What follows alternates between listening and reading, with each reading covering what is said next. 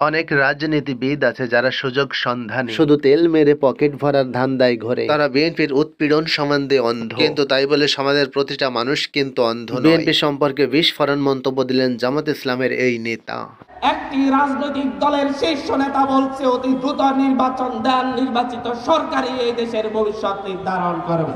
ওই বড় রাজনৈতিক দল বাংলাদেশের ভবিষ্যৎ কিভাবে নির্ধারণ করবে তা কিন্তু বাংলাদেশের সাধারণ জনগণ এই ৪-৫ মাসে বুঝে গেছে। কারণ ক্ষমতায় যাওয়ার আগেই ক্ষুধার্ত কুকুরের মতো রুটি ভাগাভাগিতে ব্যস্ত, আর তারা কিনা গড়বে বাংলাদেশের আগামীর ভবিষ্যৎ।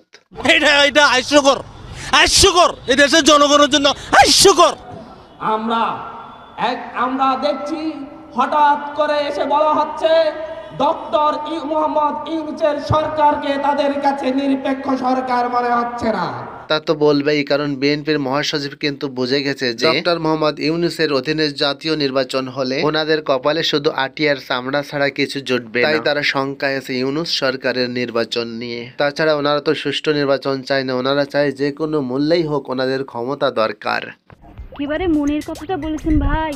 তারা নতুন নিরপেক্ষ সরকার চায়, মনে হচ্ছে মামা বাড়ির আবদার।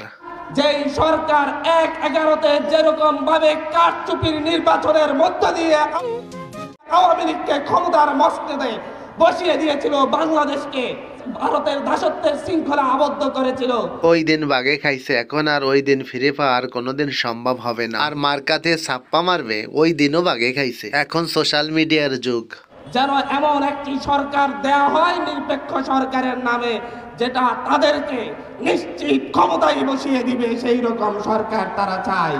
সেগুড়ি বালি, তাই বিএনপিরে আমি কব ওই রকম দিবা স্বপ্ন দেহে আর লাভ নাই। এই ৫ মাসের অপকর্মে তোমাকে হাতের ক্ষমতা হাত ছাড়া হয়ে গেছে। আমরা দেখছি আপনাদের ভাষার সাথে আওয়ামী লীগের ভাষা মিলে যাচ্ছে।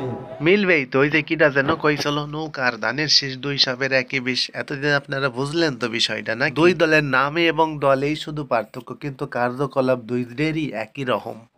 আপনাদের লক্ষ্য উদ্দেশ্যের সাথে দিল্লির দালালদের লক্ষ্য উদ্দেশ্য মিলে যাচ্ছে। একদম ঠিক কথা, একদম ঠিক। ফ্যাসিবাদের বিরুদ্ধে বাংলাদেশের মানুষ, বাংলাদেশের সকল রাজনৈতিক দল ফ্যাসিস্টের বিরুদ্ধে নাহিদ ইসলামের নেতৃত্ব মেনে নিয়ে রাজপথে নেমে এসেছিল। একদম ঠিক কথা। আপনাদের নেতৃত্ব যদি এই দেশের মানুষ আপনাদের নেতৃত্বের উপর যদি ভরসা রাখতো, তাহলে সেই ২৮ অক্টোবর শেখ হাসিনা দেশ থেকে পালাতো।